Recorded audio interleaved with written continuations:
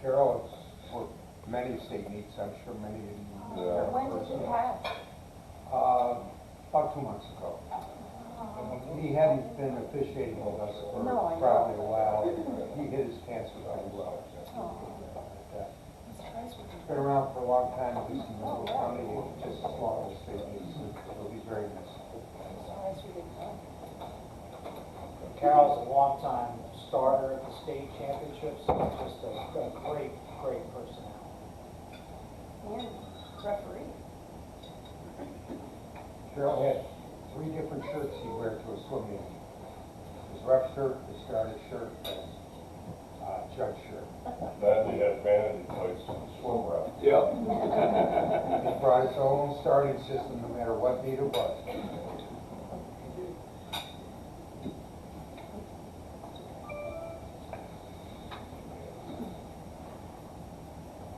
Okay, the next on the agenda is the pledge, and It's rolled up. It's rolled up.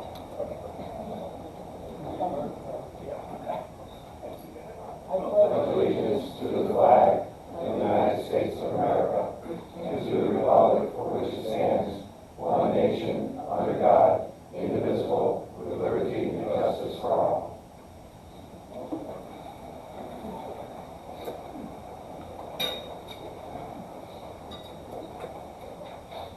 Now Brad will do the roll call. Black River, Present. Capital District, here. Champlain Valley, Here. Finger Lakes, here. Ithaca, Portland, Here. Jamestown, Here. Long Island, Here. Mark Randall, Here. Metropolitan, Here. Mid Hudson, Present.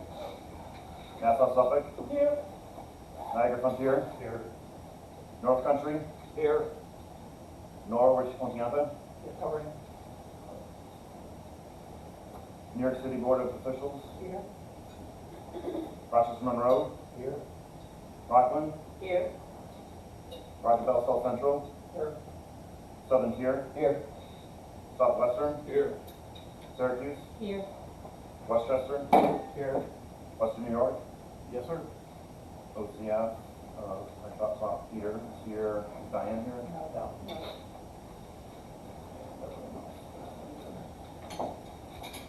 Okay. Okay, so now I'll introduce the executive board and then we'll have self-introductions. So, to my left is the second vice president, Doug Cassidy, first vice president, Carolyn Orloff. To my right, our secretary, Brad Hasrick, our treasurer, Ken McInerney, and our past president, Paul McClintock. So we can start.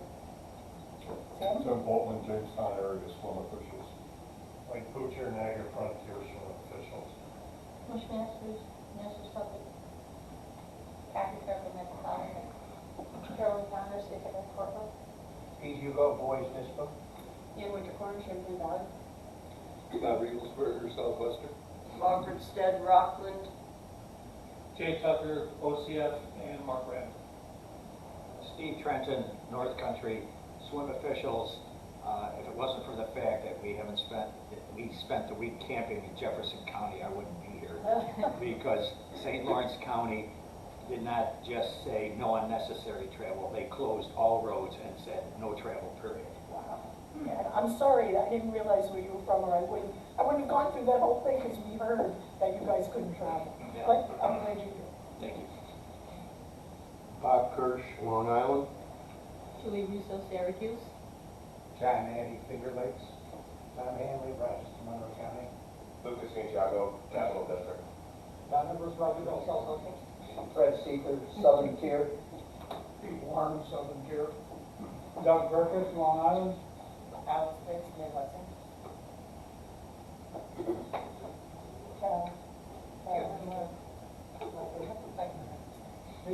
Loretta Tedford, New York City. Right, Syracuse, Ken McInerney.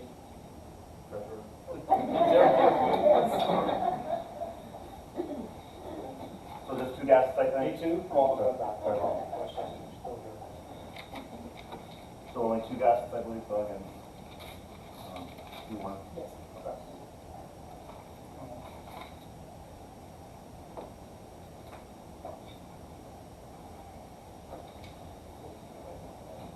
Okay, so we're at the secretary's report, and that's Brad. Several things.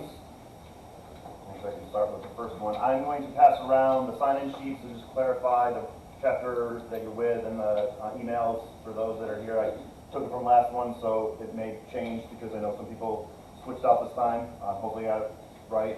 And then also the rule interpreters that were requested. If it's the same, just mark it the same. If it's a change, you can write it on the back of the paper and I will update it. And then similarly, the roster reporters. If you haven't sent it to me already via email, here's a chance to mark it as the same or different, and again on the back you can mark it. And sorry, my printer stinks, so you get a little orange magenta on all the print jobs that you have today. So we'll circulate that.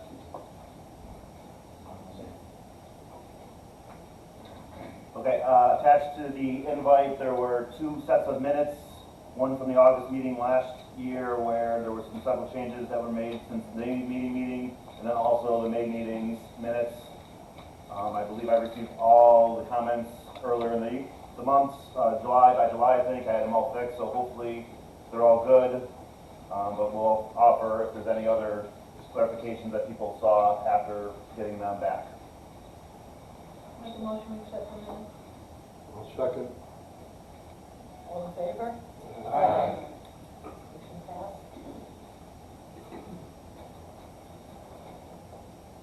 While I have the floor here, some other updates for your chapters and yourselves.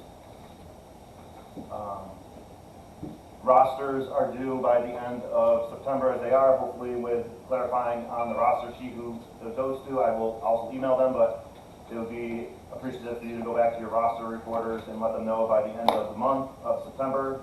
On the 30th, ask again to contain valid, accurate emails because we do use that roster.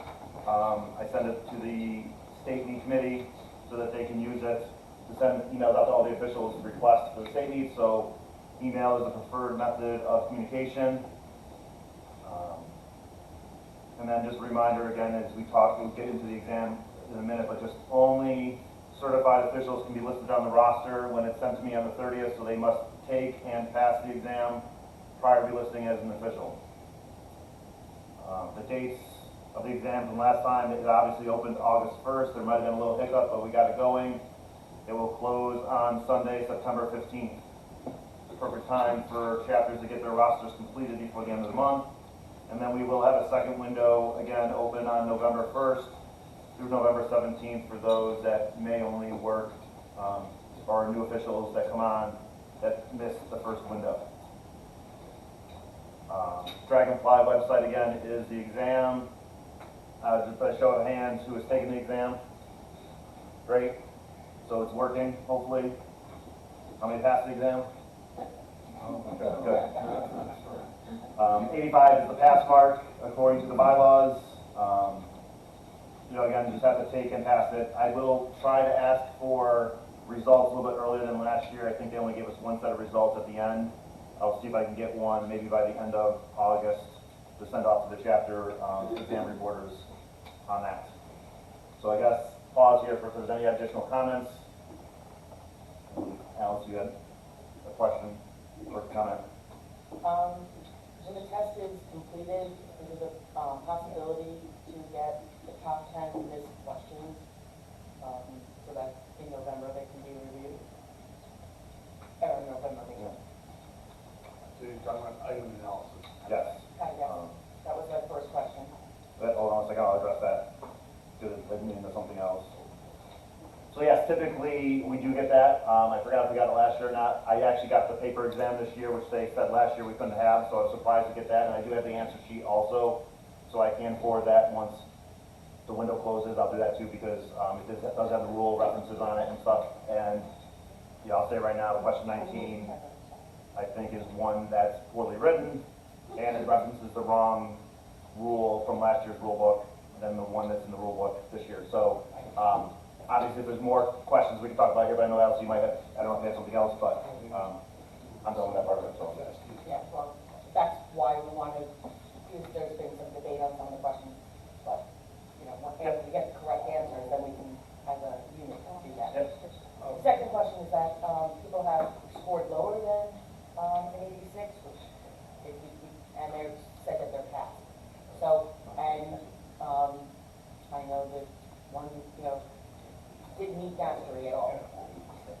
So, I believe, I don't know this for sure, and I don't know if anyone else has talked to the state, probably you might have last year, but I think the test passes it on a normal grading pass-fail, like 65 is passing or 70, but our association in the bylaws, it's 85 is the pass mark of the exam, and it always has been since I started 24 years ago or whatever. So you have to disregard that. You have to get 85 or better to pass. I sent that out, but Yeah, so- just so you, did you want the information? Because I played. Yeah, I'll take it and we can maybe go back to them and whatever and see what 80, it is. there's giving 80 as passing, 78 as failing.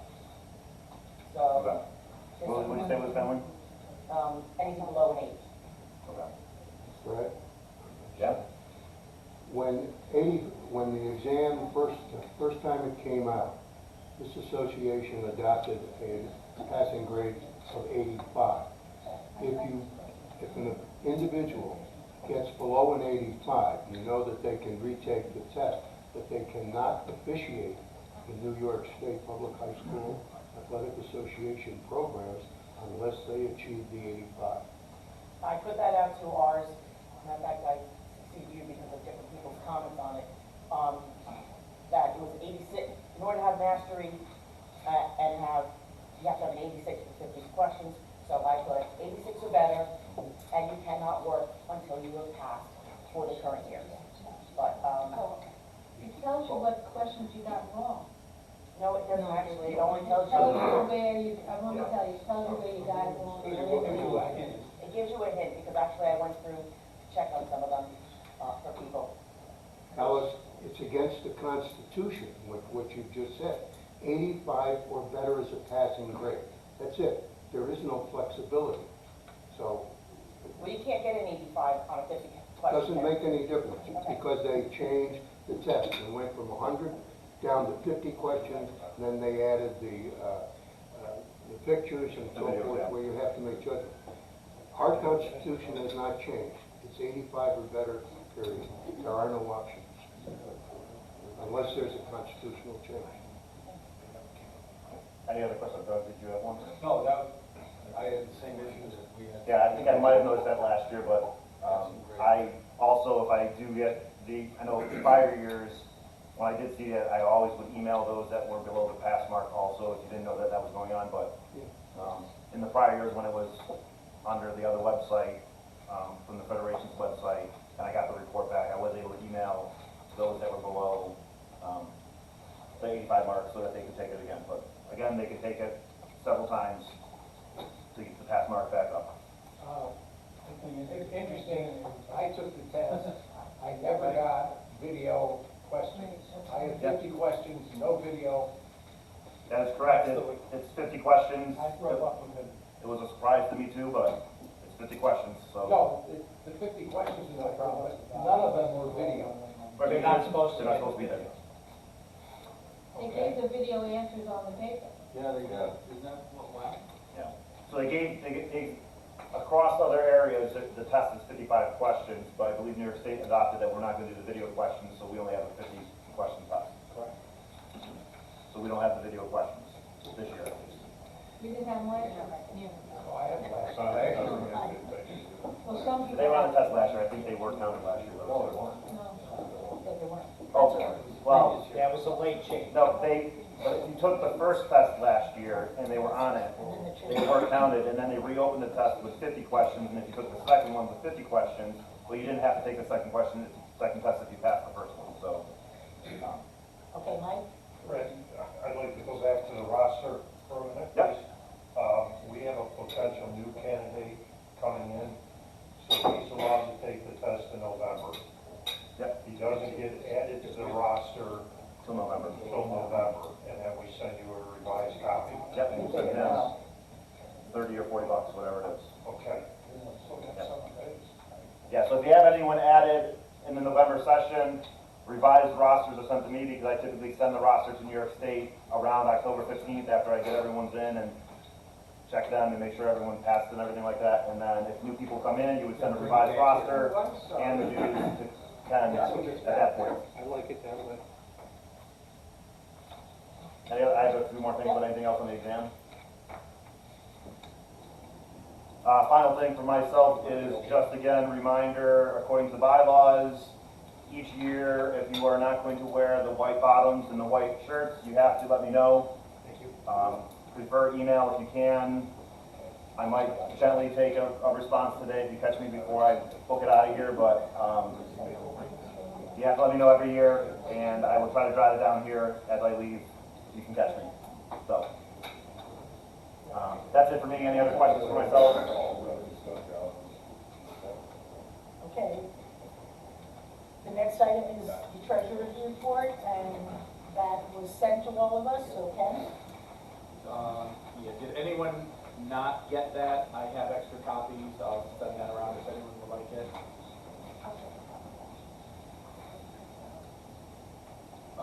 So for especially new people, I'm going to be sending around the dues calculation sheet that you need to make sure that your treasurer gets this.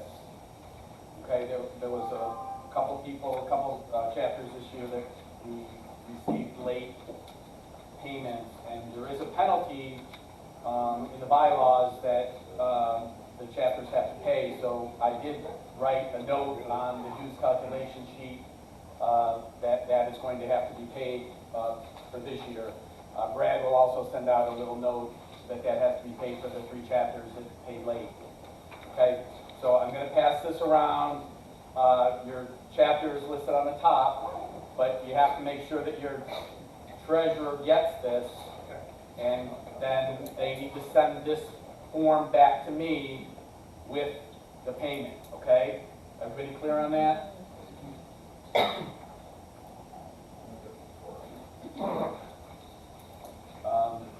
Did anyone have any questions on the treasurer's report? It's due when? September 30th. Okay, thank you, Ken. And this one is actually can be postmarked because you're most likely going to send it in a mail or the email. By email. Thank you, Ken. And for the new people, I'm writing you a check today for your participation today, so don't leave without getting your check. So that's why you signed in today, so I'll be giving you a check, so make sure you don't leave. Okay?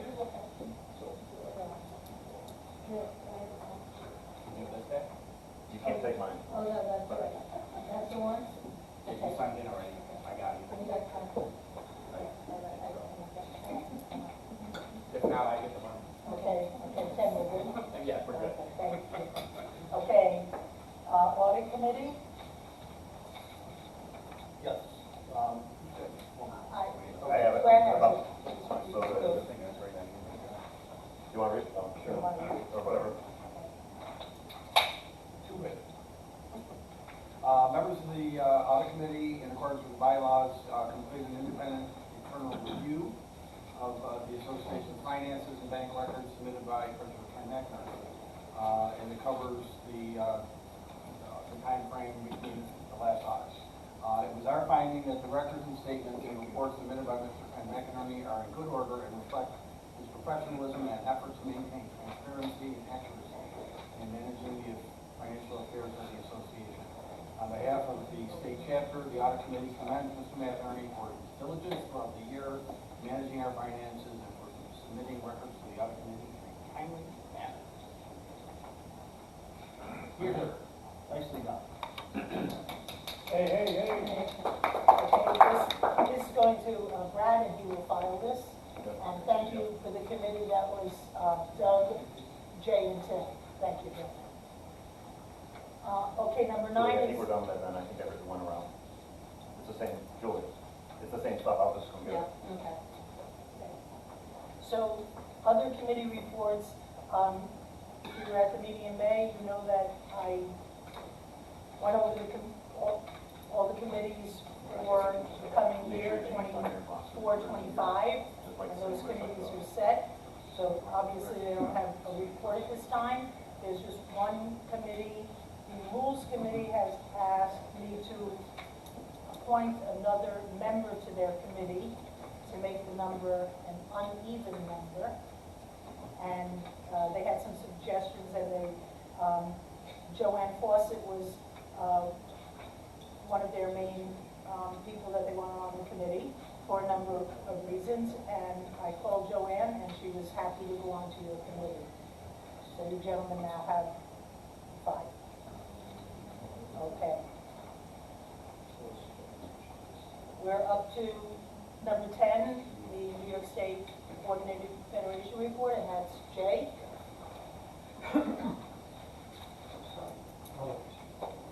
This was a contract year between our association, well, actually all sports associations, and NYSCSOA. So our last meeting, they went over the changes that they were going to propose to NYSCSOA's executive committee for ratification, and then send out to all of the sports presidents to sign. Most of the changes of the contract had to do with appeals processes for officials groups with regard to contract negotiations within their own section. They more clearly define protocols for complaints and appeals when dealing with your own section in terms of contract negotiations. So that was a big chunk of changes that were in this new contract. The other one was, as it became apparent in our discussions that not everything was uniform throughout the state in terms of assigners. Some sections had each individual sport choose their own assigners, and then those particular sports would then pay the assigner's fee for doing the assigning. Some sections in their contracts have that the section gets to select the assigners, or at least approve the assigners. And in those cases, it was up to the section to be able to provide funds for that particular person for services, which is the way it is in Section 3. They just clarified in the contract that that's going to be the case moving forward. If your section, if the section does not have anything to do with the selection of assigners, then it's up to each individual group to pay those assigners. If your section has something in their in the contract that allows the section to select assigners, then they're the ones that will pay that bill. So whoever gets to pick the assigner, they're going to foot the bill for that particular person. Okay, and that's the change in the contract. But Mike, just for clarification, does that mean then our association, because currently we pay BOCES, I have a fee that I have to pay BOCES towards that assignment. Okay. So is what I'm saying, we no longer have to do that? It's, what does your contract say? I don't know what your contract they says. just negotiated it and I haven't gotten the new one. Okay, I'll look into it. Yeah. But in the new NYSCSOA contract, it's, I'll read it to you. The school league or section will have the responsibility to compensate the assigner for their duties. If a school league or section gives up the right to select the assigner, then the officials will select and compensate the assigner. Okay, so again, whoever is going to have the power to select also has the power to pay. However it is that you guys, your section doesn't. It was taken away from us, so I would assume that we don't have to worry about it. I'll look into it. Thank you. And then the last thing that they did, which again goes back to contract negotiations within your section, there's been some contentious negotiations in different sections, and there's been times, particularly I can attest to in Section 3, that certain sports have selected to essentially do a work stoppage, no shows, no, in order to provide leverage in terms of negotiations with the section. Moving forward in the contract with NYSCSOA, if that's the case, then, and schools complain, it would go to the OCF for further discussion, and if it's discovered that you're withholding services for the purpose of gaining an advantage in negotiations, there could be consequences given to by the OCF. And that's it. I don't know, Laura, have you gotten the official document yet? I have not, Okay. but Louis let me know it should be coming. Okay. Keep my hands open, so when it comes, yes, I have a question for Jay. okay. Jay, at the last meeting, there was some discussion about a course that would be required of officials to take a course from the New York State Public High School Athletic Association. Was there any further discussion on that? There was, right now it's been kind of tabled. They may pursue it again in the future. What Robert is referring to is a diversity, online diversity course that Robert Zayas, Dr. Zayas, the head of NYSCSOA, was at least initially putting out that he'd like to see made a permanent part of all officials' certification. It has been briefly discussed, but nothing official as of yet. And it is not in this, and no wording is in this current contract. I was delighted to hear what you just said. I want to provide you with feedback. I know our chapter, this was presented to the executive board of our chapter, and the comment that came back or came out of that meeting was, we are losing officials each and every year, and to make the officials go through and take an additional course when you're trying to recruit people is not something that our chapter felt was wanted or necessary, and they were very much opposed to that. Just so you know, when you get in future discussion, they were very much opposed to it. As a teacher in New York State, we have to do these videos every year. It literally takes about 20 minutes. So it's that. But in addition to that, I think the one that Zayas was proposing has merits because our own rule book is also creating rules that address diversity, and taking a course that enforces that kind of diversity knowledge is not a bad thing. That's your opinion. As you're right. As I gave you, I didn't give you my opinion because this is what the executive board of the Long Island Swimming officials decided to do with their negative comments from what you just said. And I am not a member of that board. Okay. So it's coming from the chapter, not from Bob Kirsch. Oh, I understand. Yeah, and this is coming from the OCF. And very much opposed to it. Not just say, they just felt it was unnecessary. It may come up in the future. I'm sure it will. That's it. Okay, any other questions for Jay? Okay, thank you, Jay. Yep. And so, number 11, or... Jay. Take yours. I already did. Thank you. Good report. We're going to hear from the, well, this time the boys swimming and diving chairperson from NYSCSOA, that's Peter Duvel. Diane usually attends the meeting, and she had a family obligation today, so she's not here. So Peter, you want to address our group? Oh. It's your turn on the agenda. My team, okay, my turn, all right. If you'd like to say anything. All right, so the boys meet, well, let's start with the girls meet. The girls meet the 22nd and 23rd of November. It's always the week before Thanksgiving, and that'll be in Webster. All right, so the 22nd and 23rd November at Webster. And the boys meet again this year will be at Ithaca, and it's the 7th and 8th of March.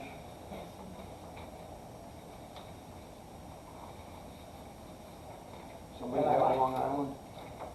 I might add that the, Zayas did tell, I was on a conference call, a Zoom meeting with all the state coordinators in all sports, and we were told everyone has to take that DEI thing. Well, he said, send it out to all our coaches, and that they have to take the test, or whatever that is. Yeah. For all coaches. It's coming, you know, but it's gonna be a mandate, it's just a matter of time, it's coming. You think if Trump gets in, he'll take care of this for us?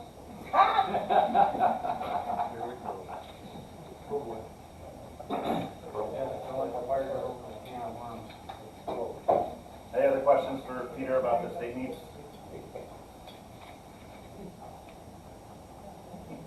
Oh, could I just say one other thing? Yes. Yes, this is I'd like to thank you people in our association. I keep getting sometimes that I'm a part of it, but the professionalism that is shown throughout both boys and girls state meets from our officials, and the numbers that keep coming back are just incredible. And the fact that you really appreciate our boys and girls and want to help out. And I know some people don't get money.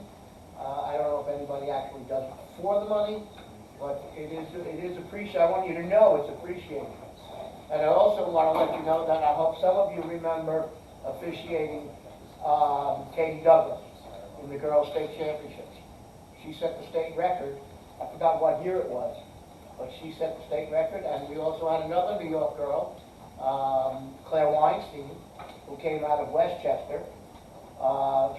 They moved the family to Las Vegas to swim with the hot Las Vegas teams, and she actually beat Ledecky in the 200 free in the U.S. championships. But this past year, she was our #1 200 freestyler, but Ledecky pulled out, and then she also won the silver in the 2x400, 4x200. So New York swimming is good. And Jay? In regards to the state meet, Peter, a nice congratulations. I've heard nothing but good things, particularly with the boys. You're always trying to make that meet better, tweaking it every year, listening to people, and the changes that you made, particularly with regards to the award ceremonies, was very well received. So, congrats. Okay, thank you, Peter. Before we go on, Yes, sure, I'm sorry. I just got a chance to look at the dues and line F for insurance. In one place it says $9.25 each, and the other place it says $10, which is Should be 10. 10. So it's, Did not mess up. the insurance primary members times $9.25 each, and then fly over and it's showing. Oh, yeah, I forgot to put it on the comment. It's 10 this year. It's 10. Sorry. No, I missed it.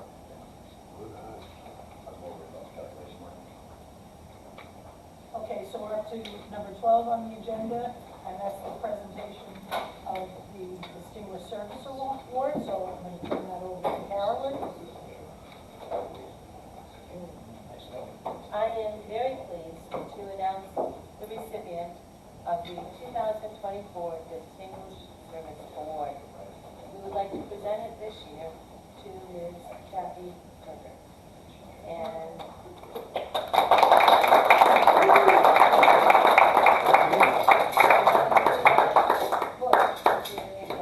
thank you, thank you.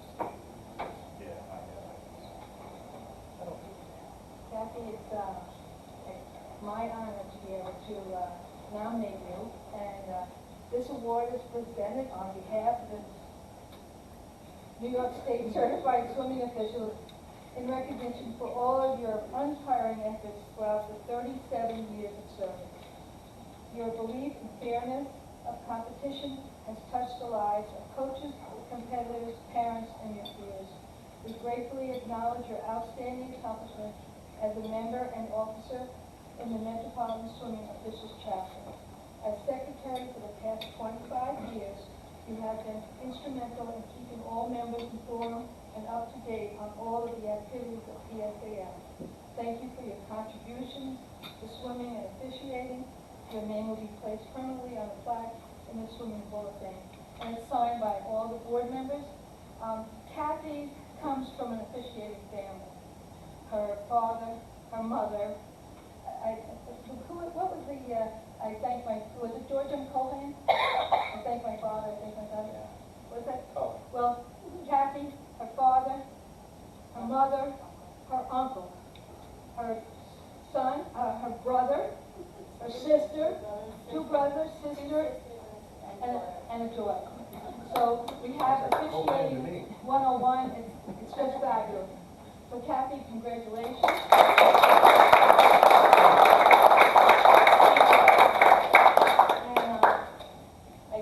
And I did something a little special.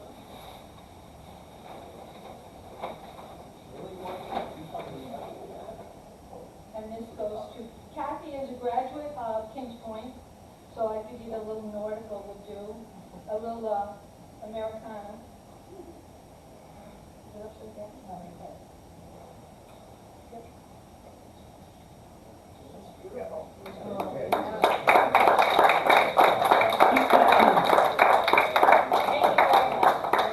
Thank you, Kathy. You want to say anything, or? Thank you. I love officiating. I'm an engineer by trade, and I pretty much have retired from that. But I love, and I wasn't the best swimmer, but I swam at Kings Point. I held the record for a very short period. Mainly because it was the first time we swam that event. But I love swimming, and I love teaching swimming, and I especially love officiating. So thank you for having me today and for this great honor. Thank you very much.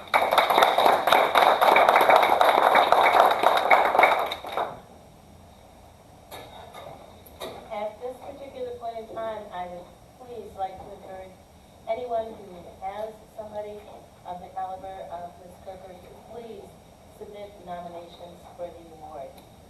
We are down to 2 in the file for consideration. So please look at your chapters, see if there's somebody that would be worthy of receiving the award. Thank you, Carolyn, thank you. Okay, number 13 is the Rules Committee. So Bob, you're up. Okay, first off, I would like to thank the members of the committee, Jay Tucker, Paul McClintock, and Doug Cassidy. They put in a lot of hours and a lot of work on your behalf, and publicly I would like to thank them. We also have 2 very active and very helpful individuals that serve as our resource people, to Diane Hicks-Hughes and Peter Hugo. Thank you very much for all that you do to help with swimming and diving here in New York State. As Paul told you at our last meeting, there were only 2 new rules in the rules book this year. The first one came out of New York State, where the word clerical was removed from Rule 414, and justly so, because as a referee, when you're refereeing the meet, everything in that meet is your responsibility, not just the clerical. That's why it was removed. The second item, basically, the second rule change, basically said that it is the meet referee's responsibility to inform the coach when a suit is not legal, and they should advise the coach at that time that the individual may not compete any more in a meet unless the suit that was illegal becomes a legal fire for that individual. And very, very upfront. I do, however, want to go into something that we normally don't discuss. And on the page across from where the new rules are, you have editorials. And this year there are some very significant editorial changes. And I will go through these very quickly for you. I will say, because we have a lot of, I consider, new people here, please ask your people to, and that's all your officials, to read the rule book. And if they don't want to read the rule book completely, have them read the shaded areas, because there's some very significant things there this year. For example, and I'll just go over a couple of them, and before I get to those, when you look at the editorials, 3, 6, it has 11 in your book, it's 361 actually, where it talks about participants and team personnel or coach commits unsportsmanlike conduct, and that was not in there, and that's a biggie. There, 422P, it orders a race to be re-swum when there is obvious unfairness. I know that many of you, as referees, have made that a practice.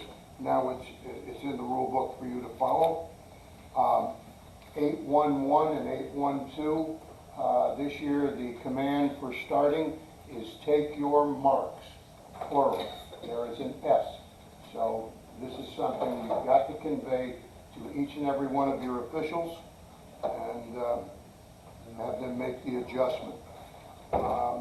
934 closes a loophole, and this is a big one, and I will tell you why from my vantage point. Talks about diving. It says a diver may withdraw from a diving event with a declared false start by giving notice to the referee. And what is new is it says a declared false start may not be utilized to avoid performing a special dive. And you and I know we're talking primarily about the dives from the 300 group. If an official gets up or a competitor gets up and cannot do a dive from the reverse group, and they just jump off the end of the board, they should be the referee should not only declare it a failed dive, rather than do that, it is their responsibility to say it is obvious the dives that are listed are too tough for the diver to do. The diver is taken out of the competitiveness right then and there. Many of you, I know, have given a lot of latitude to divers doing that. That's not what it's about. And a diver cannot say, I'm going to do this dive with a declared false start. And that's why this is there. In 942, it's a rewrite. It tells you to go to this particular place in your rule book, but if you read the rule, there are no shaded areas. There are no shaded areas for take your marks either. So you've got to make it clear to your people. But it does, in the situations in rulings, in 942, that's where there are a number of shaded areas. Make sure your people do that. And the other thing I will say that diving is, from my vantage point, probably the weakest link that we have as officials. Therefore, have them do not only read the Rule 9 carefully, but also Appendix C. There are a lot of shaded areas in Appendix C. It all deals with diving. Please, have each and every one of you ask your officials to read it and understand it. And if you do that, you're doing a great service to officiating diving in New York State. And lastly, it might not be a bad idea if you reminded your officials that there is a code of ethics for officials. It's located on page 114, and I would suggest that you ask all of your officials to read that as well. Are there any questions about the editorials or the rules? Terrific. I'd like to turn things over now to Doug Cassidy, who will talk about the points of emphasis this year. Mr. Cassidy. Thanks, Bob. The points of emphasis on the front of the rule book, they're very clear. And each year, the Federation, tries to take a look at something that may be pressing, something that's new, or a sticking point that they want us to keep in mind. The first deals with athlete well-being, and there's a couple of different references that they have in there. One is something we've talked about before, and that's photography of the starts of races, not allowing photographers, either personal or professional, behind the blocks during starting, primarily for modesty reasons. But what you'll also see in there is increased concern or focus, as Jay mentioned, on dealing with diversity, dealing with disabilities, with ethnic differences, all those kinds of things, and making sure that, for us, to make sure that kids feel welcome and safe in the environment of the pool. Again, this is scholastic, and so as I always say, for us, the pool is the classroom, all right? And it's the responsibility of the coaches and us to help teach kids things, and so I think that that's important. They talk about mental well-being. I think the whole situation, because it's been in the TV with the Olympics, you look at Simone Biles and some of the difficulties that she had in the last Olympics, and a lot of different, obviously, talking heads talking about whether that was a good thing that she pulled out, or whether, why are we calling her a hero? But for her to be able to do what she did this Olympics was really a testimony to people taking mental health seriously, and I think that's a good thing. The next thing dealt with something we talked about before, again, it's electronic devices, and as you know, an athlete cannot have receive any telemetry, any information during a race. So if they're wearing a watch that gives pulses to, that is absolutely out. The problem is, and they would acknowledge that it's difficult for us as officials to spot and penalize for those. So it would probably be best not for us to be, examining every watch that a kid happens to be wearing. If you suspect that there's an issue, you can always ask the coach, ask the athlete, but there are some pretty clear and severe penalties if an athlete is receiving information during the race itself. And then the last thing, in terms of risk management, preventing injuries, they focus this year just talking about backstroke ledgers. And I know that's been a topic of debate for several years now, because obviously they use in USA swimming and collegiate swimming, but we're not allowing them to be used in high school. So there are some studies being done, and if they get to the point where they determine that the risk is minimal, we may very well be able to see backstroke ledgers. One of the other concerns, of course, they have is that they're not cheap, and that what you may very well find is that you have affluent school districts where these kids are getting to use these all the time, and other areas, other school districts that simply can't afford them. So those are the rules of points of emphasis. Thank you, guys, once again, terrific job. A reminder, because we have a new member of the Rules Committee, we've got to redo the form, because as you know from last year, we send out a form, which a form was sent out to each of you, and after you fill out the form for a rules interpretation, you hit the submit button at the bottom, and that sends the report to each of the members of the Rules Committee, plus our two guardian angels, Diane and Peter, and then our process begins. When you send that in, a member of the committee will acknowledge that it's been received, and then we go through our process. Because there are 5 people and we do research, and I know many times Peter has gone to Indianapolis and spoken to Sandy about what we're discussing, so it takes time, and understand that, and your patience will be appreciated. But let me remind you, as has happened to many of you, you're on the deck, you're doing a meet, and something comes up and you want help and guidance, feel free to contact any member of the committee, and they will respond immediately and try and help you out. And then we have our internal on that. So I thank you once again for helping us, allowing us to help you. I have a question. Yes. Most go ahead. I watched the diving in the Olympics, and I'll have to tell you this, that every diver that I saw, I didn't see it, I saw most of it, they're using the board, and I don't think it's a crow hop. And I understand that it's accepted in college, but I know that this is one of the things that someone who's not familiar with diving, they can say, oh, that's a crow hop. Let me take off the points where the girl is really working the board. what is the feeling of the high school? You are right on target. There has been angst by many over this different approach, pun intended, to the dives. And it is allowed in some areas. It's not allowed in the high schools, and it's a judgmental thing. I had contacted the coach from Georgetown, and he said the reason why it's been doing now in college is because the Chinese had started doing it. Oh, yeah.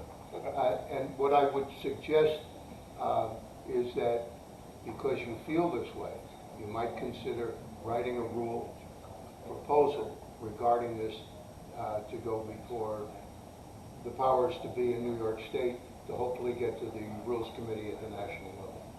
But it's understandable. Anything else? Could put the split tuck in that same category. Yeah. I'm sorry, what's up? Could put the split tuck in that same category. I don't think they saw it from the side. I think that the television with the cameras when they went to the front, that's where you saw the caliber. Oh, yeah. That's only from the camera. You know it's a split top. What? When their knees are at their ears, you know that's out.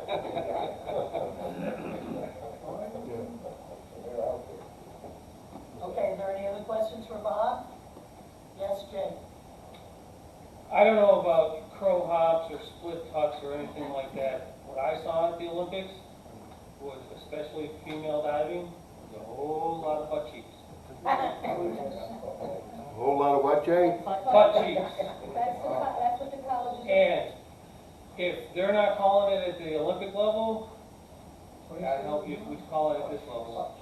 I know what it says in the rule books, know the rule, but be very, very cautious about enforcing that rule. I'm not saying anything. Dirty old man. If the mother sitting in the stand watches her daughter get up there and with the bathing suit up around, and she doesn't say anything, I'm not saying anything. Again, on that, we are not the entire police, and you stay out of it. Period. It should be in the rule book. It is in the rule book. I know it is, but it shouldn't be if we're staying out of it. We've had one mother say, "Why are you looking at my daughter?" Because she's walking down the pool with her backside towards me. Hello? Really? Notice the boys aren't having this problem. Give it time. Okay. Sure. Well, Bob, I thank you and the rest of your committee, not only Doug, but Jay and Paul also. And we're looking forward to how you guys worked hard all year. I know that you were contacted pretty regularly during the season about things, and you were prompt and got back to everyone and got that information out to everybody. And well, I appreciate it. I think everyone else here appreciates that. One more quick comment. We started a couple of years ago sending out each of the cases that we consider. We now send out a situations and rulings response. And because there are new faces here, let me remind you that you should put those into your personal library and share them not only with the officials in your group, but be your resource person when you get these. Don't discard them. Yes. Jen, I'd like to thank the committee, and I promise you this year, I will not send you any clerical errors or diving mishaps or other things like that. I hope. I'll make sure you do. You're heard. Okay, so we're now up to old business, and we do have someone else ask first. The representatives, does anyone have any old business? Anyone have old business? Okay. One old business item was, if you remember in May, we talked about setting up a website for the New York State Certified Swim Officials Association. Peter Hugo, again, I'll say, was kind enough to start that off for us we're kind of piggybacking on his website, and we thank him, and we are slow moving, Pete, but it's going to happen. I'm waiting. I know, it's going to happen. Brad is going to start giving stuff, trying to get his, get some of the stuff he has over the years, I mean, I know that when, Steve Morris left, Brad inherited, I don't know if I should go on. But he inherited a binder full of stuff. Oh, anyway, what's this thing? That was from Steve. They would take the meeting. Yeah, all they want to do minutes. Got headphones too, so. He's going to do that, and Jay and I also are going to get on it and start getting that up and running. The executive board, we talked about getting emails on our personal email, and we're really looking forward to having an email that's not our personal email for a lot of the stuff that Brad, I think, gets the worst of it that we get. But we're working on it, and it's coming to fruition slow but steady. So that's what I'll say about that old business. And then the other old business that we need to talk about is this online recruiting of officials that NYSCSOA is, they're proposing, but it's on already, it's working. Some of the sports are actually using it. So last year I met with Todd Nelson from NYSCSOA and reps, and their representative for New York happens to be Kyle Armstrong. And of course, what's his job is to tout this program. But NYSCSOA's on. They're in on this already. They want this to happen. And we know that it's a recruiting. Their whole idea about doing this online is to recruit officials. And at that time, and I believe at that time maybe Paul was still president, and we did do a survey of, number one, who needed officials, who feels like basketball's hurting, soccer hurts, these sports that are gigantic, they need people. And so they're looking for ways to recruit. At that time, Paul, if I'm not mistaken, swimming wasn't hurting. And I don't think it is now. I haven't heard personally from anyone that your group is hurting or recruiting. That doesn't mean this would, just because I tell that to Todd Nelson, that doesn't fix it. He's looking to have the sports all do this. So anyway, long story short, Kyle Armstrong sent this reps course. It's a course that is geared to starting to train officials for modified events or junior high. I don't know whatever you call it in your section, but it's modified. And so when we said we have to look at this. So as an executive board, I took a look at the program. Doug Cassidy looked at the program. Jay asked to be in on it, and he looked at the program, and Paul McClintock. We went through the whole program ourselves and then got together and talked about it. There is some merit to this program. There is some merit. The thing is not bad. Jay's comment is it's a little flat, sometimes boring. I said swimming is sometimes boring. So, that's here to there. But the program itself is not a bad program. It lets people know what we do. I'm not sure how you guys get, but I do get officials who want to do swimming, but they don't know what swimming involves. They think you just stand in your white uniform on the deck.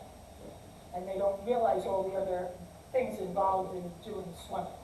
And so this program does actually, whether it's junior high or it's geared towards junior high and training junior high, but it gives the flavor of what we do, starting and the strokes and the turns and that kind of thing, okay? So there is some merit. So now we all agreed on that. And then, of course, Todd Nelson contacted me back. All right, I have a meeting set, you, me, whoever you want to bring, and reps. So I was like, okay, like that. So I called Paul, we go on to the meeting, and we had proposed a bunch of questions among us. Our number one question was that at this moment, we didn't feel that swimming as a whole had a recruiting problem per se. Okay, that was number one. Okay, I got the, kind of like this, okay. And then my second question was, if this goes online and people could just go to NYSCSOA and take swimming and then think they're a certified official and they call me up or anyone else who might be in charge of their chapter, hey, I took the course, I paid money. They told me now you have to hire me. So that was a very big concern of ours. And so we were able to, we have a way to fix that. But now, so then I came to the point where is this everyone or no one? Is this mandatory? Is this, those kind of questions came up. And then I said, well, you know, it's very good that me and Doug and Jay and Paul saw this whole program, but I said to Todd, because he knows a lot of the swimming people, I said, you know, there are going to be people who want to see this. Even though we saw it and say there might be some merit for it, anyone who's going to have to use this in their chapter, they want to look at this thing, right? What is this thing that we're going to have people do? So that was another thing, and I kind of took care of that a little bit. And my last question was, NYSCSOA really seems to be pushing this, and they are. And Todd said to me, I would like all of the chapters that have modified swimming to use this. That was his comment.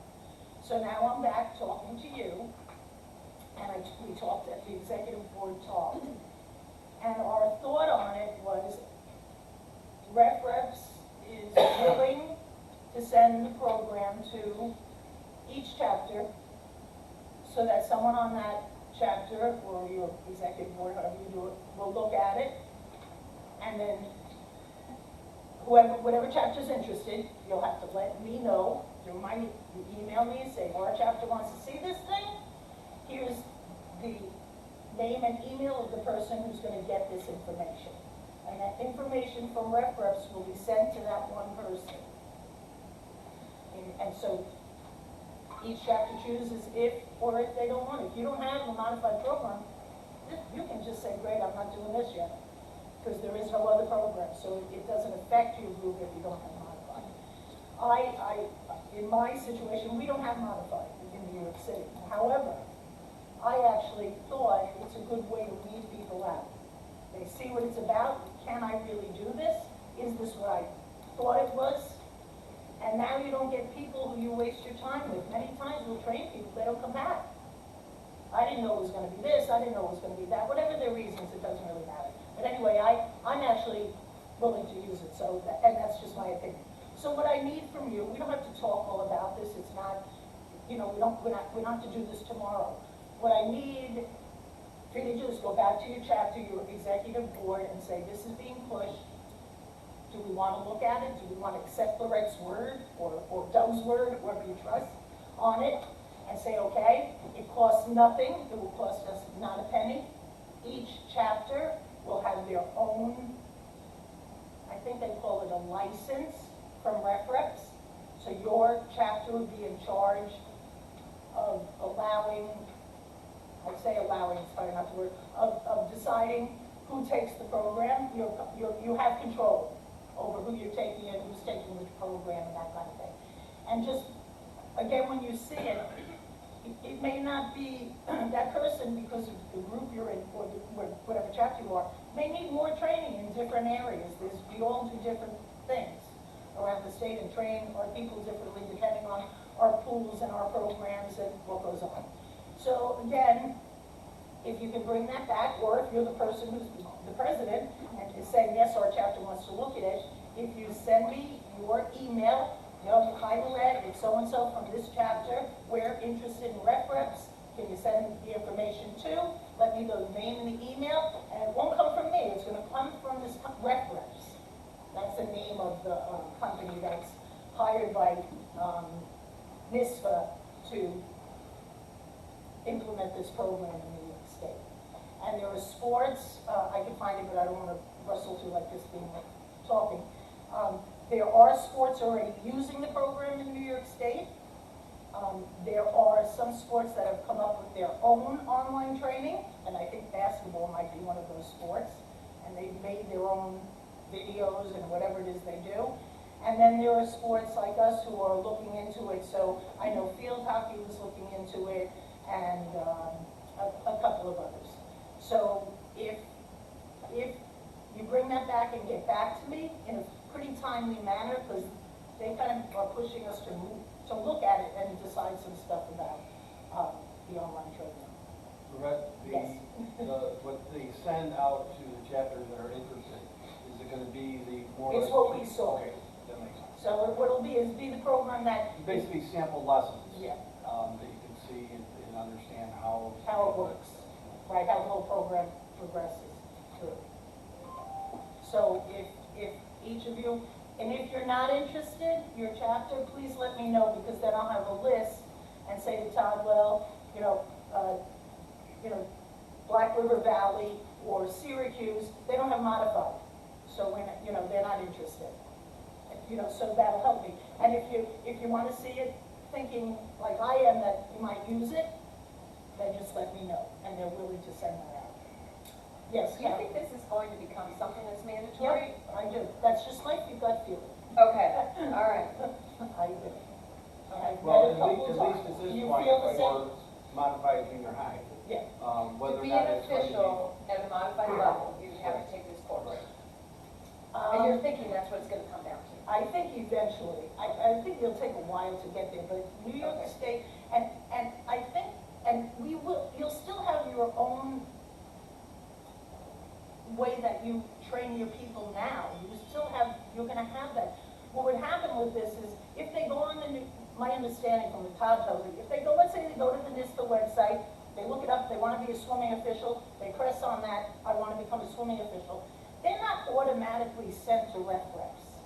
Their name is sent to someone in NYSCSOA, someone has that job that takes care of this. And that person who is interested will get a cover letter from us, the New York State Certified, whoever it is at that time, the New York State Certified Swim Officials Association will have composed a letter, given it to Todd Nelson, and that letter will be sent to that candidate.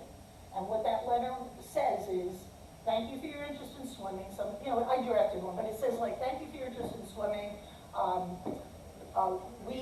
Please fill out the information. Please email the information below, and there's a list of information, your email, your address, where you live, that kind of thing. And a chapter representative from that area will contact you with further information so that you can continue the certification process. And then once that happens, your chapter's in charge of that person, once that happens, and that's... Two questions. One is the United States, well, one question. The United States just won the soccer. Oh, okay. Yay! And Spoiler alert, I had a tape. But the other question I have, do you see this taking the place of our local, No, I don't think it can. I just don't think that it can, because even if they take this and pay $50, I don't know about you guys in PSAL, you have to go to the PSAL, you have to fill out papers, you have to get fingerprinted, you have to join our group. If you don't join our group, you don't work. So it can't. And that's a good thing. Yeah, so we're protected in a lot of ways. But we could, I talked to Jay about this also, and he was saying that he feels, because we don't need recruitment so much, it's a good training thing. The problem with it is the person taking that course has to pay $50. It costs money, and they're not giving it free. We don't, we're not paying anything, records. That's between the state and records. But they pay $50 to take the course. So to use it as training, I'm not sure how ref reps would feel about that in their program, giving it out like that for free. Unless you paid the $50 and had it showed it at your meeting and said, this is a training meeting that we're having, and we're watching this thing, and you cough up the money to reference. Yes, Jay, sorry. It's okay, you have to remember the purpose of this whole thing is, it's strictly about recruiting officials across New York State, across all sports. Again, there's quite a few, namely the big ones, football, basketball, soccer, that are in desperate need of officials. They need bodies. And this reps thing was a way to fast track people that might have missed the normal procedure in terms of joining. may wanted to decide to do it last minute. This was a way for chapters to be able to fast track people to get bodies on games. Football, I know, across the state has had to adjust schedules and put games on different days of the week, as we all know, football is, in high school, is a Friday night, Saturday games. And there were just too many games and not enough officials. So they've actually had to adjust schedules, having Thursday games, having Tuesday games, just so that they can have enough bodies on games to actually cover contests. All this is a way for chapters to be able to fast track individuals who may not have, or who may have missed the opportunity to go through the normal channels of becoming an official. As for us, we don't tend to have that kind of issue. Okay, it's not it's a bad tool, it's I don't know if at this point it's a necessary one for swimming and diving. The material is great, but I don't think we really need to use it as a recruitment tool. All right, so I think I made that clear, so it's up to the chapters to decide if you're interested.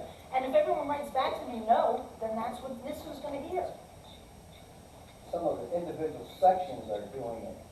Section 4 has a big thing going on at Dixon Binghamton where you can sign up for the, beginning officials. Oh, they go and they camp out They there. go, they meet with the swim officials or whatever. Fred, they're actually going into high schools, getting high school kids. Yeah. Well, there are high Recruiting schools that, Junior high level. yeah. Right, Well, yeah. this reps is actually, there are high schools using their program, and it's a course that seniors in high school can take. And they can take swimming officiating or football officiating or whatever as part of their curriculum, and they have some background with it. Which sounds like a good thing, I get it.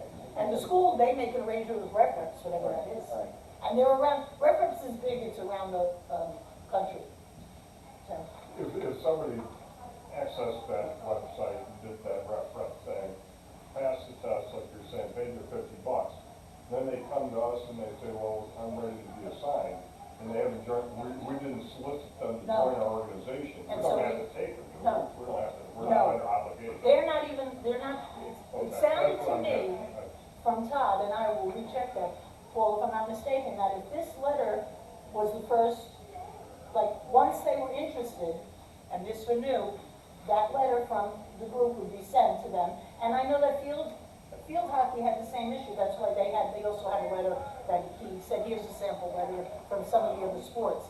And that's the first contact. And then once that person is contacted by the local chapter, then it goes from there. What they're expecting is you'll say, yes, take reps. We need someone this year, take reps, then come back to us and we'll finish the process. Don't they have to be fingerprinted? Of course, yeah, yes, they do. And that's on there, all that info will be on there. They'll know that when they take the course. But anyway, we're not rushing, or anything. Think about it. You want the information, send me that email, and Kyle will get it out. Reps fighting at the bit, they want our business too.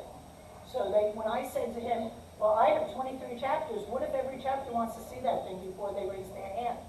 And he said, this is what he said to me, wow, no one ever asked that question. I said, well, you would never do a swimming. I said, because I know that's what's going to come back to me. So I said, I'd like to know ahead if that's a possibility. And he was back that afternoon. Spoke to Todd, it's done. Send me those emails, and they'll get the info. So that's where we stand on that.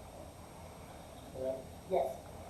If you could ask the members to indicate which of these chapters have modified program. Okay, can we do that? Who has modified? Varsity. I would say mine's part of varsity, Our kids swim, our modified swim in our varsity. And they swim the varsity events? Right. We, ours don't. We have a modified heat and a varsity. Right. I'm not sure. All right. Anyway, that was. Who does not have modified, anyone? Well, that was, who doesn't have? Sometimes modified do it all by themselves, Right. but a lot of the times they're Really, with Paul, the most of the people have modified, so let's start with that. Think about it and let me know. Let me know, and, anytime, you do it right now. I'm not gonna look at it right now. When I get home, I'll look at it and I'll get back to Kyle and, at reps, and you'll hear from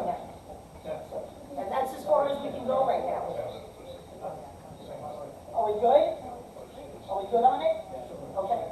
Okay, so let's move forward. Is there any other old business? What?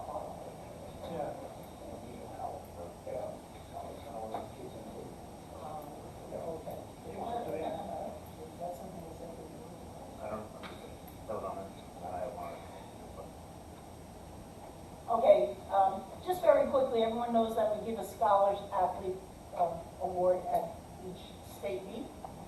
And that scholar athlete is chosen by the application that gets submitted to the scholarship committee. And the scholarship, the applications are getting, not so much for the boys, but for the girls are getting out of it. There's just too many in too short of a time to,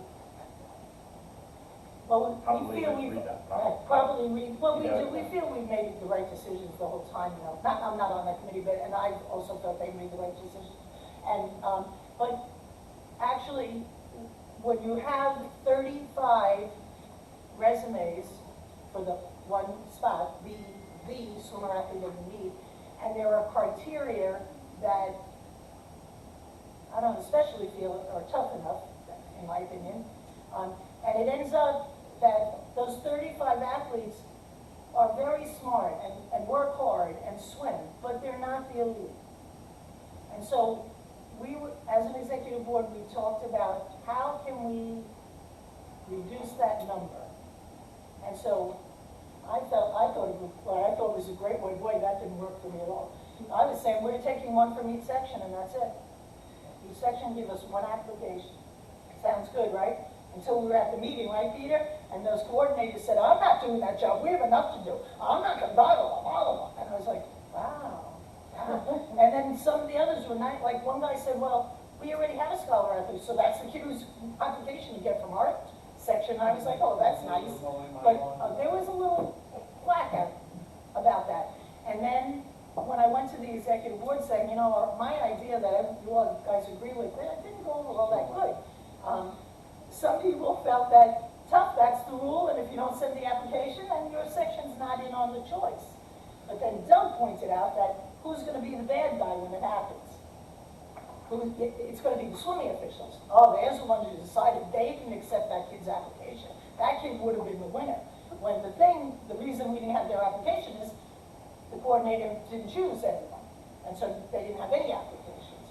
But anyway, so then I was so annoyed about it, I said, oh, let me look at the criteria. Then we make the criteria super hard, we'll reduce the field. Harder, let's make it harder. And I feel really bad about this, but I said to the executive board, I have grandchildren who have a higher 1200 score in the freaking SAT. And you know, and they're great kids and they do their work and their hard work, but they're not the elite. I said, I have grandchildren who have an average of 93, come on. I said, I had an average of 93. I said that, you know. Didn't get you anywhere. You got me in this seat. Anyway, I'm just letting you guys know that we're looking at that, we are going to change we're going to change it and make it a little more towards the elite. And Doug is right now in the process, and he's on it right away. Every time I ask Doug to do something, I'm sorry, because he gets back to me like, right away. I'm like, oh, so soon. Like, he made a spreadsheet using the scholar athletes from this past year, and could see where the criteria is, what the criteria is and what we need to do. And then there was some other insights. On that the criteria for scholar athlete is your class, the percent, where you are in your class when it graduates. And that, no one uses stuff. There's stuff that's a little obsolete. That's where I was going to go on this one part. Because there can be a 92 average student. Absolutely. That is the elite because they are taking all AP, all this. It has gotten to the point. Or there's like one of the schools in Westchester that I was like surprised to see that, oh, my niece is like got a 101 point this.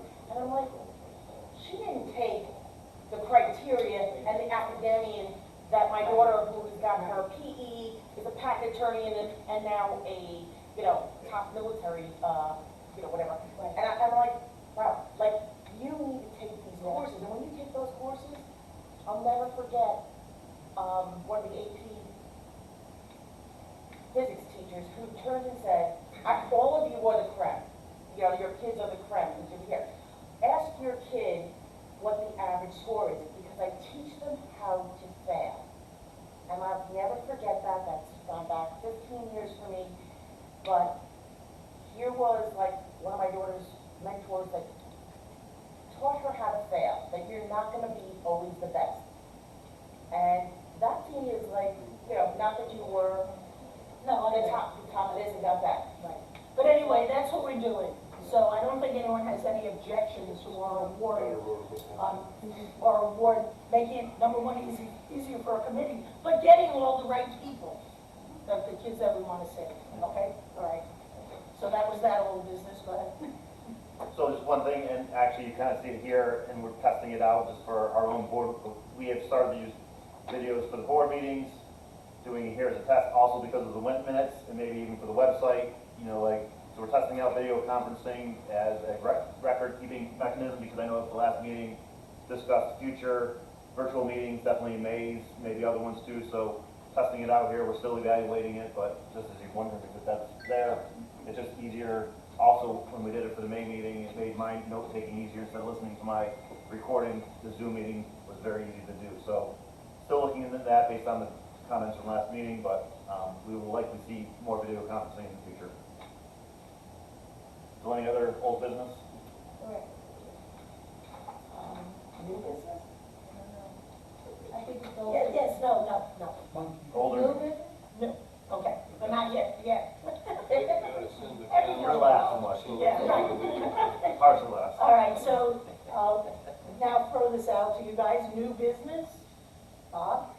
Earlier in the meeting, we talked about negotiations and how it affected each of the chapters. I know that both Nassau, Suffolk, and Long Island last year were in negotiations with Section 11. Those negotiations were quite contentious. I know that the officials paid attorney's fees to negotiate with the section. New York State became involved. It cost us $30,000 to negotiate. And I know that next year we have another section that we're going to be negotiating with. That said, it's been some time since this association has gone chapter by chapter and let all of us know how many officials are working to meet, what are the fees that are given to those officials for dual meets. In addition, what are the current number of officials officiating sectional championships, and how are those people paid? I think if we did a survey between now or at our next meeting, and somebody compiled that, when the groups go into negotiations with their sections, they'll have something meaningful as a tool. I know, for example, we ended up doing what Westchester was doing, because for swimming, we were getting $104.50 for a varsity meet.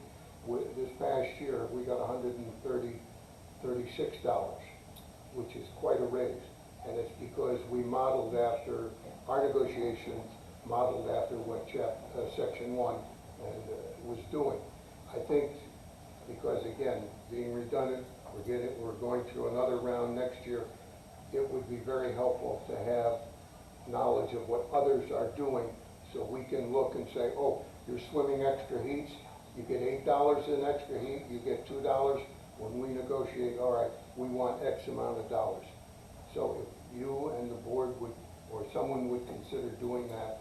Does everyone vote that Bob should be the head of that committee? No, no, if you remember when I was president, I was curious.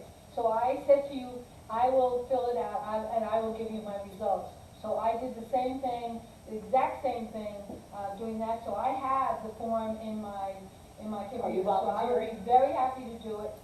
And we can actually just do it with a Google Doc too, or so I can work with you on setting up a Google Doc. So Google Doc, basically you can send it, and then everyone has a link, they can get into it and have to take their stuff themselves. They don't have to send it back to you. Can you do it like it has too? Because I have one where a reference 120 for section 1 and 106 for section 9. So Mid-Hudson has 2 different sections and there's 2 different fees. You'll be able to put that in yourself. Okay, so there'll be 2 lines then. Is that good? You can do that, correct? Perfect, okay. Yeah, All right, probably Bob. tonight or something. There you I can go. set it up in Google Doc and then we'll send. So We'll we'll send it take- to the chapter reps though, and then you guys are responsible to put it together. So we know who to go back to if they don't So fill you're it not in. gonna send it to the secretary necessary of each official, of each. Nope, I'm gonna send it to you, whoever the designee is. That's what, because Okay. that's who gave me the information back, and, I can even show you what the last one. We'll talk, I'll email you, we'll talk one night Okay, on it. thank you, Bob. Okay, any other new business? I have a couple things. I know, so we have, I have all the questions. Well, that's fine, then I'll. okay, no one else? Okay, Brad has new business. The state has asked if we can be directed to using a website to do the rulebook orders in the future as opposed to the mass orders that I organize in May. So basically, each chapter would be responsible for ordering their own rulebooks, going on the website. I didn't respond to anything back yet because I wanted to bring it here, discuss with the board, but the board felt it seems like it's a good way to go so that every chapter can be responsible for their own orders. Maybe a little bit easier because then it's not delayed, if you can get it in earlier. I'll send back an email to the state asking for more information and I'll supply it probably at the May meeting. And then at that point, probably about time to order the rule books too. But basically, it'll also impact the dues calc because there is a dues calc on there, so we'll have to revise that because you're paying for your books. And obviously like that, so let's make sure everything comes off of that and then it'll go back to the individual chapters. So each chapter would have to pay what they order? Yep, each chapter would pay as they order, yep. And my problem was, that I didn't know that the rule books came out, and I kept going to the post office and saying, where's my rule books? And I didn't know Now that you have everybody total got control, them. much, you'll be in total And control. it was sitting on the floor,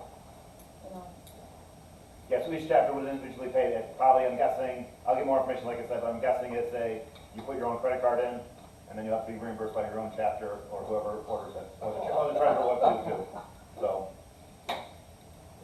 I don't think my chapter has a 1 in 3 for a rule book.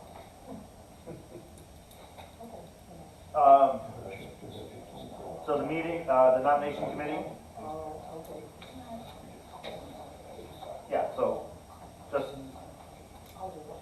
yeah, you can. Okay, so next May when we meet, we'll be having elections and, there are positions opening up. Unfortunately, Ken is going to be giving up being the treasurer. Oh, no is right. Oh, no is right, but it's the truth, and we're gonna miss I him. should have given them 2,000. Yeah. Hey, I didn't vote no. We'll certainly miss him. He's been such an asset, and he fixed the books up, and, being a professional, tax professional himself. Yeah, it's going to be a tough act to follow, but unfortunately, someone has to do it. So we will be looking for that position. We'll be looking for a second vice president, because each of us will be moving. It doesn't mean, you can go, if you want to be president, put your name in. You're allowed to do that. If you want Brad's secretary job, he'll be happy to give it to you. Because I may be interested in this position. over That's here, right, too. that's true. So, any position is open, but historically, as you all know, we kind of work on a sliding scale, and each member kind of moved over. We would always have a slate, usually in May, that would have a past president, a president, a first, a second vice president, a secretary, and a treasurer on that slate. But there are positions now that we have to put people in. We're not going to we need a second vice president, we're going to need a treasurer. So please. Or secretary. Or secretary. I'm trying not to say that out loud. Can you all notice that? Because, both of them at once is rocking the boat for us. But, because there's really no replacing them, in my humble opinion. But please think about it. If not for yourself, I mean, Ken came in, he wasn't a representative of any group, he was a member of the group around here, and he lives around here, and he came in, because he was involved in swimming and liked swimming and was happy to help, was happy to come on board. And the same with Brad. We needed a secretary, and I don't know if anyone has ever had Jay Tucker as your champion. It's hard to say no to Jay, because he did it to me too. And it's hard to say no to Jay. Sorry. and so Jay championed Brad, and Brad came in, and it was a great fit, and he's done, as we all know, he does a fabulous job. You don't come in without any help. We all kind of know, like, when you take over, you're stepping into something you might not know a lot about, but we all help each other. That's not an issue, and Ken is willing and able to train anybody to do that job. And I know Brad would do the same thing. They wouldn't just walk out and say, ha ha, see ya, and never help us out. So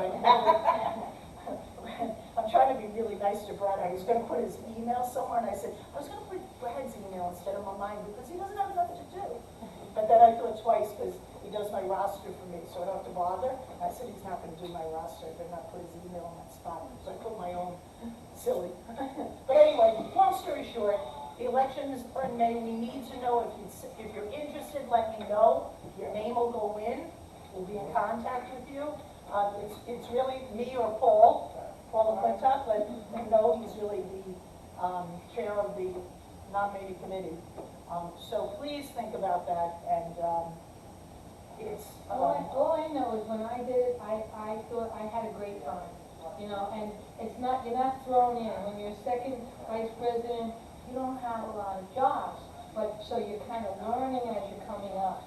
And I had a ball. I thought it was great. And you meet a lot of people. There are some times when you wish it wasn't you, but that's okay. When Lorette was going to do it, I said, oh, Lorette, don't worry, you love it. There's nothing to do. Piece of cake. We don't do anything. We don't do anything. All right.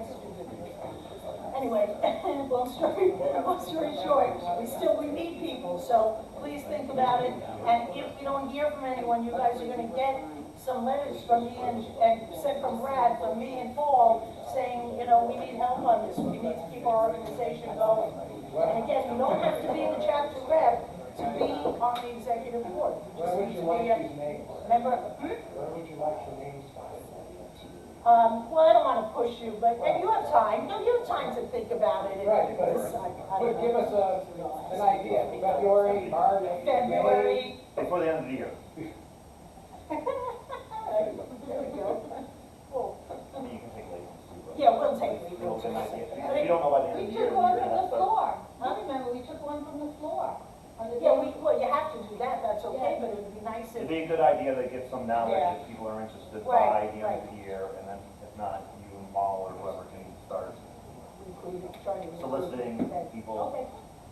Okay, anyway, and then we still want to, you have dates and stuff. I have the dates at the end. But Bush has something, she asked me if she could have a minute. So she didn't know when she wanted to go. Well, I was trying to tell her. 59 seconds. I very clear.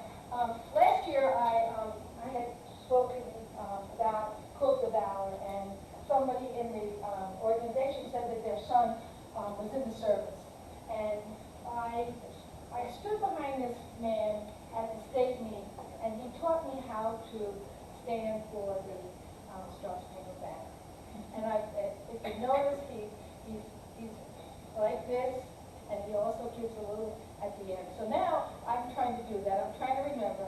And so this is for your son. Oh, great. He's actually going to be with me in the Adirondacks in 4 hours. Okay. So this is for your son.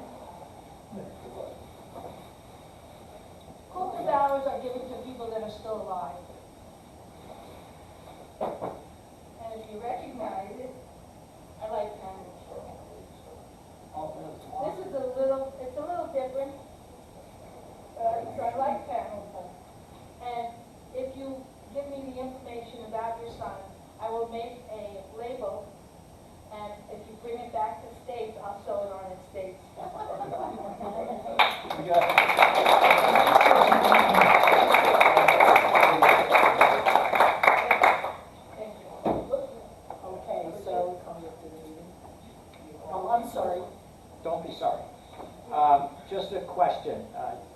around a roster that listed a bunch of us as delegate.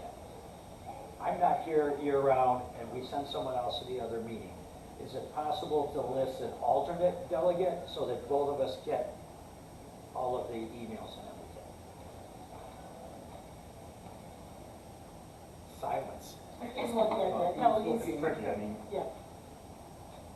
do you get the email and forward it on, or it's just easier? Sometimes it comes, yes. I'm the rules interpreter, so maybe I get the emails that way. Yes.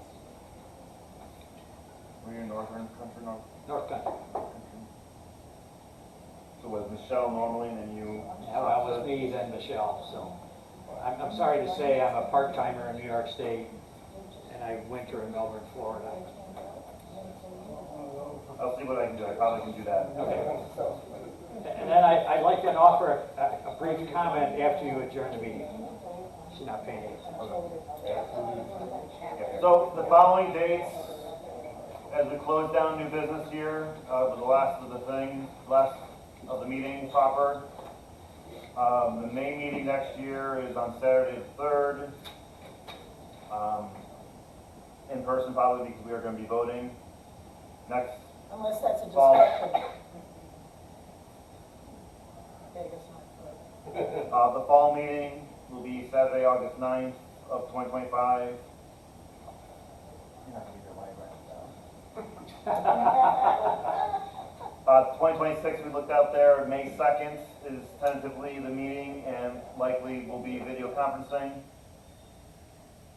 And then the following Saturday in August 8th is what we looked at for 2026.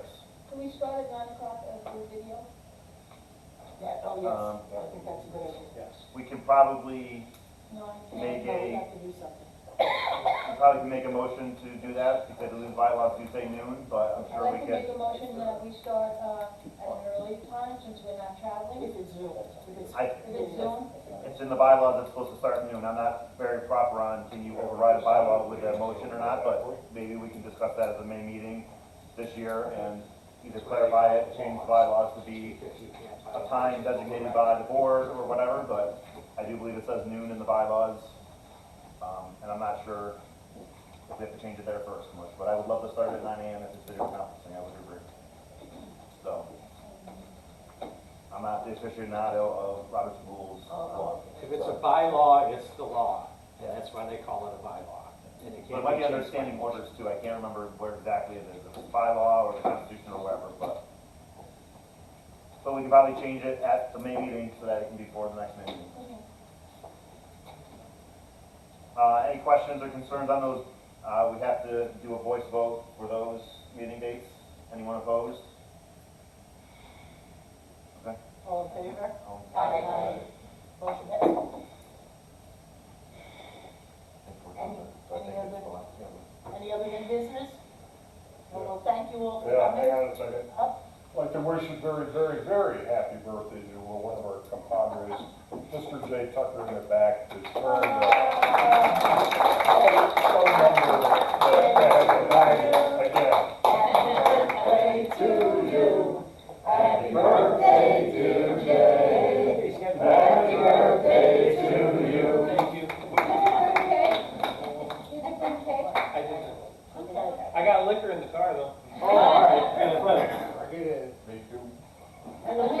You're gonna drive? oh yeah, I make a motion that we, No, wait a minute, You wait a have minute. something, Steve? No, I just like 60 seconds of everyone's time after adjournment. Okay. Oh, okay. I like to make a motion, we, adjourn. That's a motion, make second. We second? Meeting adjourned. Have a safe trip home, everybody. Hold on. Steve, on one thing. Okay, I don't know if this is appropriate or not, but I've been known to do inappropriate things before, so I'm going to go ahead and do it. I'm a member of the Coast Guard Auxiliary. The Coast Guard is the only U.S. military that has a volunteer component. There's 23,000 of us nationwide. And some of the things that we do is we teach border safety courses, we do boat inspections, and we cook. We cook at the Coast Guard station when the regular chef is off. The active duty Coast Guard is currently 200 chefs short across their group of cooks. So they're taking cooks out of small boat stations and putting them on cutters because nobody's figured out yet how to get Uber Eats to deliver to a cutter that's out in the ocean. So they're doing is they're offering an incentive. If you know a young person that might be interested in joining the Coast Guard and being taught culinary, they'll teach them their method. They're offering for someone with no culinary experience currently $65,000 to sign up for 4 years. If they have culinary experience, it can go up to $75,000. Is there an age, 17 to 41, you can still get in. So if you know of someone like that, get a hold of me. I'm not a recruiter. My wife and I are going out and talking to culinary programs in St. Lawrence County, and we tell them we're not a recruiter. We just want to make you aware of this opportunity, because if I were of that age, I would take advantage of that opportunity. So thank you for your attention. email? Yeah. I'll spell it for you. It's Stephen T at AOL.com. It's STEVPHENT at AOL. STEVPHENT at AOL. Or my phone number. PHENT. Yeah. STEVPHENT at AOL. Or 585. Actually, I'm in the roster. So 585-750-1426. Thank you.